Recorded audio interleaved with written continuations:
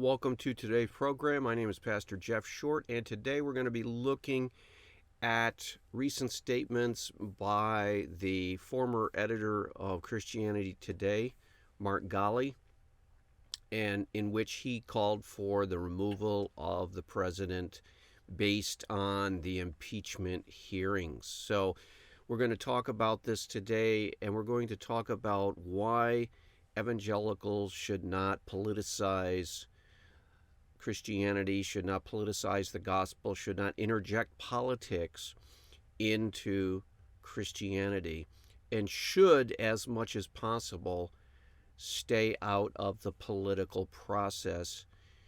We're not saying don't vote. We're not saying that one shouldn't have opinions about issues, but about things like what is going on today, for example, with this impeachment hearing. These are squabbles. These are bickerings. These are petty things, politics, partisan politics. And Christians, like the editor of Christianity Today, Mark Galli, should not be involved in this kind of petty political squabbling. We have had a president for 3 years. The evangelical Christian community had to already grapple with the whole issue of voting for the president in 2016. Already been a lot of debate, already been a lot of thinking, already been a lot of ink used to write for and against this. And the evangelical community, the Bible-believing evangelical community in the United States, overwhelmingly came to the conclusion that while this president is not really what we would like to see in a president, we had to go with the one that was the best for the job based on our values, based on the biblical values that we hold. And so the entire Democratic field totally out of consideration because of their radical, immoral, sinful views on abortion and the profanation of marriage. And so really it boils down to the Republican Party, and we had to vote for the person that was Republican because there is no other alternative. There's no other choice. And so this whole debate was hashed over 3 or 4 years ago. And so to have the Christianity Today editor come in and interject politics into the Christian community and into the magazine and into the world really is totally unnecessary. And you have to scratch your head and say, why? What was the whole motivation for this? And the motivation appears to be, even though he might deny it, or though he would say this is not the motivation seems to be he's on his way out as editor. He is gone, finished January 1st. There'll be a new editor of Christianity Today. And so we have to look in context. Editors of Christianity Today have had a really bad habit of dumping their personal views on the Christian community, either during the process of leaving or after they've left. If you recall, the last editor of Christianity Today, before Mark Galli, was David Neff. So he was the editor of Christianity Today, an evangelical magazine, not nearly as big as it was decades ago, but still read by some pastors, although not nearly as many as 20, 30 years ago when it was founded by Billy Graham and Carl Henry and some of the really heavy evangelical heavyweights. The magazine of late, and you can see this chronicled by scholars like David Wells, for example, of Gordon Conwell Theological Seminary. He has written extensively about this. Christianity Today has basically gone the way of deciding what way the political currents are going and what way the cultural currents and the trends and evangelical trends and fashions. And Christianity Today has tended to try to cater to those trends. And Christianity Today has been watered down doctrinally, has been watered down morally, and for a number of decades has really not been that much of an influential force in the evangelical world. It's very similar to this organization called the National Association of Evangelicals, NAE. And this has not been a very influential organization in the last few decades, even though when the secular world looks for some spokesman for evangelicalism, they will go to the leader or the president of the National Association of Evangelicals and think they're talking to someone who has a very influential voice in the Christian world, which is a false assumption.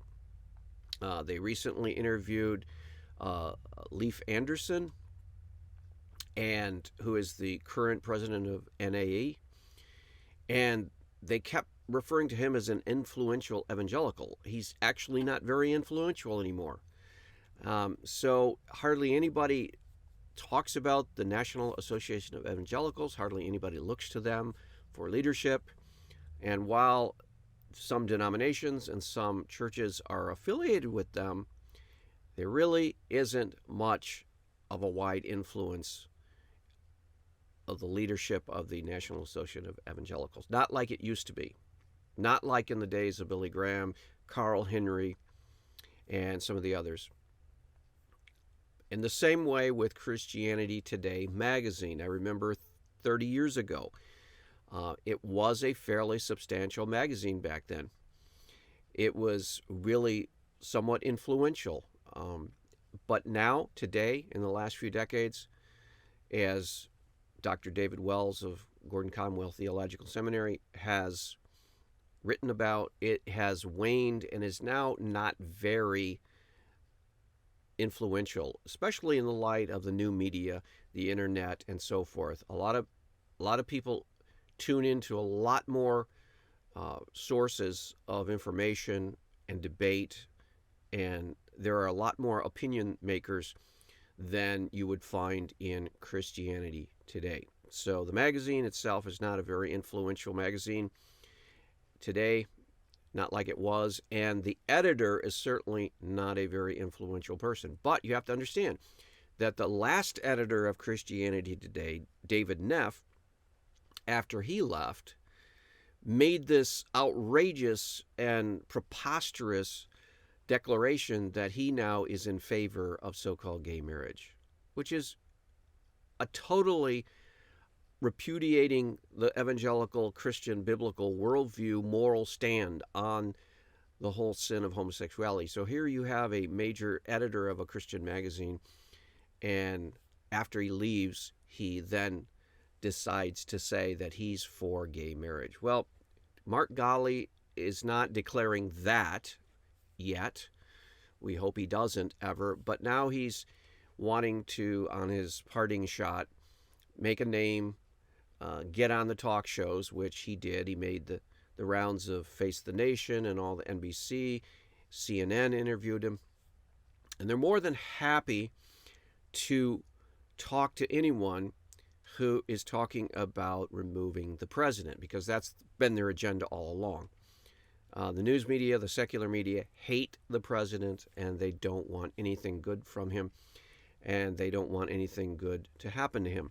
And so anyone who talks bad about the president, they will interview. And so Mark Galli was their man over the Christmas season.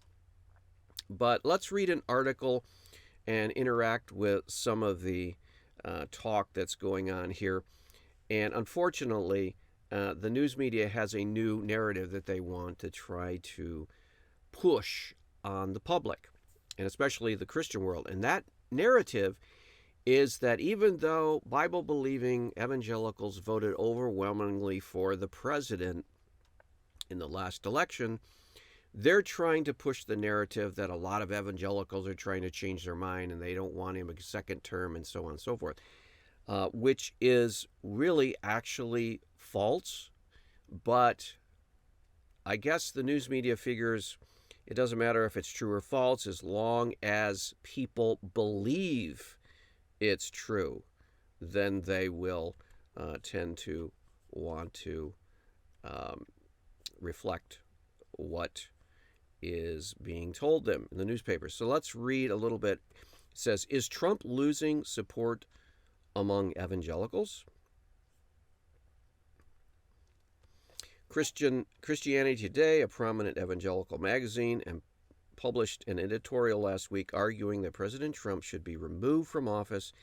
In the column, the publication's editor-in-chief, Mark Galli, wrote that Trump is a man of grossly immoral character who puts the country in moral and political danger. And the question that I would have for him is, what is it that is anything worse than you already knew?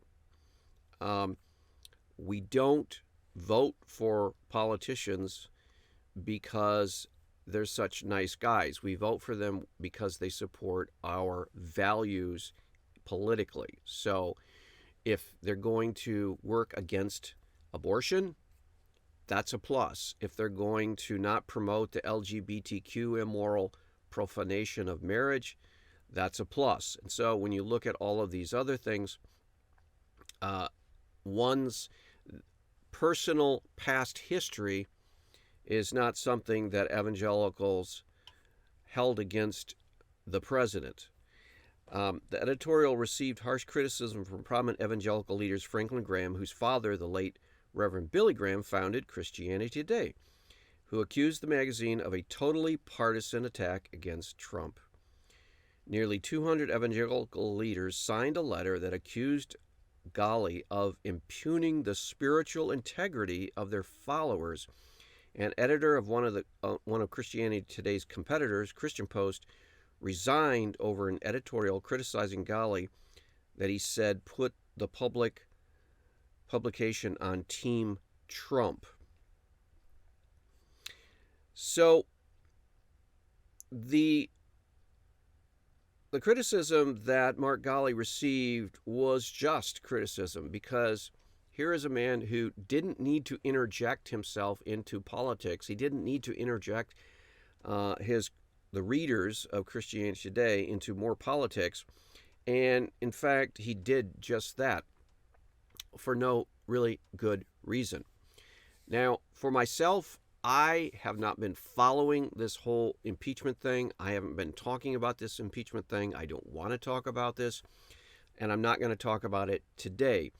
All I want to do is talk about the problem of evangelicals interjecting themselves directly into the political process when it's totally unnecessary. Mark Galli is an editor of a Christian magazine and had every reason for just letting the political process in Washington and all these games that they're playing and all of these trials and all of these impeachment hearings and all this, just let it play out. You know, if there is something there that it really is super bad, that is something that is clearly a violation of the law, clearly something intolerable, well, then Christians will realize that. But I think most people, when they've been following, or even, you don't even have to follow this, you learn about it all the time because the news media is going to tell you about it whether you want to know it or not. And with all of this partisan political battle that's been going on, I think most people look at that and go, really, there isn't anything there. There's no there. There's nothing that actually warrants taking the radical step of removing a president from office because of some ambiguous statements and some phone call that can be interpreted all kinds of different ways. There isn't any clear thing that you can say that would warrant a total removal from office. If they wanted to, they could say, we don't like this coming up to the line or questionable behavior or whatever. They could censor him. They could do everything they want. But to actually say, we believe the president should be removed from office because he made a phone call in which one could interpret in the worst possible light, and so on and so forth, it's just such a mess. Well, then why would the editor of Christianity Today want to interject himself into that mess and become a partisan political player. And that's what he's become, because now every single liberal, leftist, mainstream media outlet wants to interview Mark Galli. And why do they want to interview Mark Galli? Because he's calling for the removal of the president. This is totally, totally insane. Now, the article here goes on and says, Trump has historically garnered strong support from evangelicals. That is an understatement. He has garnered vast majority of support from evangelicals because he has been sympathetic to our values, and he doesn't want to promote abortion. He's done a lot to curtail abortion, naming judges to the bench that hopefully can overturn Roe v. Wade, and all kinds of things. So he really has come through on the promises he made to the evangelical community. A subset of conservative Christians often emphasizing the principle of being born again into the faith. He received 81% of white evangelical vote in the 2016 presidential election, according to the exit polls. This backing has come despite Trump's personal profile: multiple divorces, accusations of adultery, sexual assault, a proclivity for vulgar language, which is seen as running antithetical to the moral focus of the evangelical faith. And like I said before, this has all been known. Evangelicals agonized. They grappled with this. They debated this. We've talked before on videos about Wayne Grudem, evangelical theologian, who does have influence, a lot more influence, by the way, than Mark Galli. And Wayne Grudem came out publicly for the president before the election and made an argument why Christians should vote for him. Then, after some really vulgar language and depictions of this video came out during the election of 2016, Wayne Grudem flip-flopped and said, no, I can't vote for him anymore. But then a few weeks later came back and said, no, I still am going to vote for him because he's the best choice to make. And that's pretty much where evangelicals came down. There was a lot of debate. There was a lot of grappling. There was a lot of soul-searching.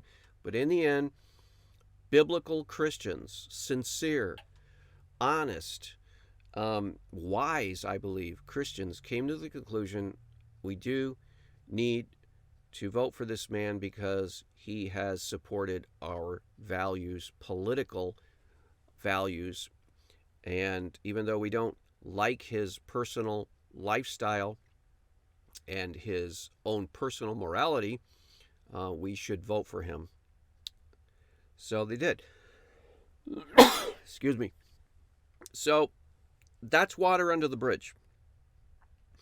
In the late 1970s, evangelical leaders rallied around Ronald Reagan, helping him ascend to the presidency in 1980. The group has been a powerful force in conservative politics ever since. So also, Reagan had been divorced before. And so there were some things in his past. And yet we looked at his policies, we looked at what he stood for politically, and went ahead, voted for him. Still a very good decision.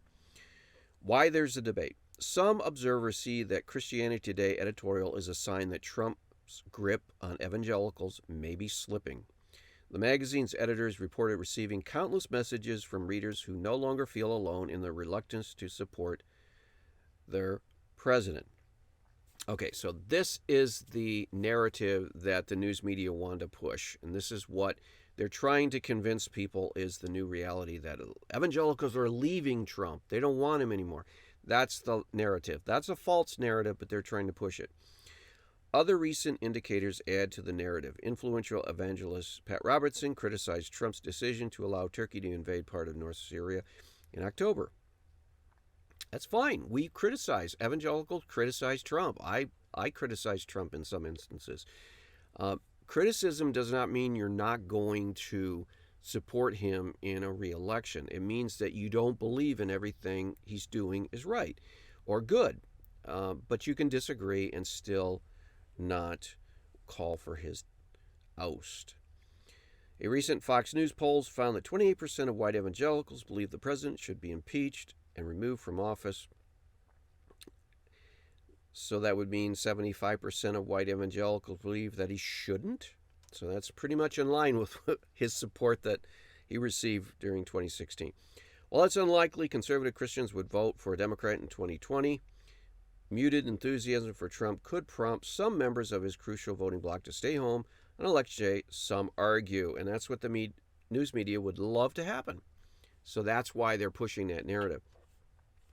Others have cautioned against overstating any perceived decline in evangelical support for Trump, which some argue has in fact increased since 2016. Despite behavior that many members find objectionable, Trump has delivered on a number of issues that are all top evangelical political wish list, including appointing conservative judges, siding with Christians in religious liberty disputes, and restricting abortion access. That's exactly right. So he's done a lot of good things, even though, again, we feel we can criticize Trump in particular issues, but that doesn't mean that we want to see him out of office or defeated in the next election.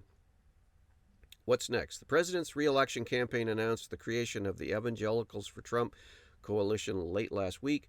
The group will be formally unveiling at a rally in Miami in early January. Whether it's faith or politics, evangelicals won't give up on Trump. Mr. Trump's evangelical defenders may truly believe he is anointed, or they may just relish the unparalleled authority he has granted them. Either way, this actual mainstream of American evangelicals is not likely to give up on its divine leader. Okay, this is sarcasm. The article is interjecting its own sarcasm here by calling him the divine leader, or on its newfound power, no matter what the impeachment proceedings uncover. Sarah Posner, New York Times. Okay, we would expect that kind of sarcasm, and we're getting it. The public conversation ignores large numbers of politically inactive evangelicals. There are likely tens of millions of politically inactive evangelicals in America. These people may be as regular churchgoers as many evangelical Trump supporters, but in most stories about evangelicals, non-voters might as well not exist. Well, that may be true. Trump has given evangelicals the policies they want. Although evangelicals preach family values and often claim moral superiority, history reveals that they are most interested in exercising political power and identifying politicians who help them do it. Evangelical leaders are sophisticated and pragmatic. Policy outcomes are what they really care about. Okay, this is all a cynical view.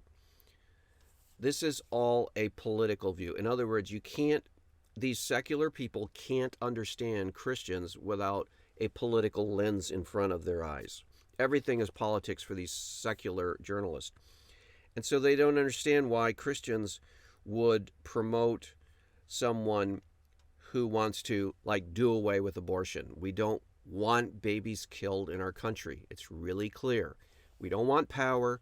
We don't want all this stuff that they're talking about. We just want babies to stop being killed. Also, we don't like homosexual so-called marriage. We don't like that. We support politicians and leaders who oppose that or don't promote that. It's real clear. We don't want power. We don't want all this political stuff. We just want these important values upheld. And if Trump is the one who does it, we support him. The Democrats are never going to oppose abortion. They're never going to oppose gay marriage. They're never going to try to back down from that radical secularism that they're on. And so where else do we turn? We turn to the Republican Party. And if there were a better person than Donald Trump, we'd certainly want to vote for him. Mike Pence may be that person in the future. We don't know. But right now, we are voting for the guy that will help us deal with some of these major problems that we see, like abortion, like the LGBTQ revolution. We want that held back. We don't want that out there. We don't want men going into little girls' bathrooms and all kinds of things like that. So common sense. So we're for whoever is against all of that. So it goes on and on and on, quoting some secular people, which are very predictably wanting this whole narrative about evangelicals turning away from the president and turning someplace else. Well, that's not going to happen. And it shouldn't be the case that magazines like Christianity Today try to make that happen. I think if Mark Galli had really thought about what he was saying, and if he really looked down further down the road, he would say, no, wait, if I'm successful in helping Christians turn away from the president, then what am I actually accomplishing? Well, maybe I will actually set up a Democratic candidate to win in the next election, and now we'll have all kinds of abortions, and now we'll have all kinds of promoting of the gay rights agenda, and now we'll have all kinds of secularization. Is that really what I want to do? See, Wayne Grudem's argument back in 2016 still has not been refuted.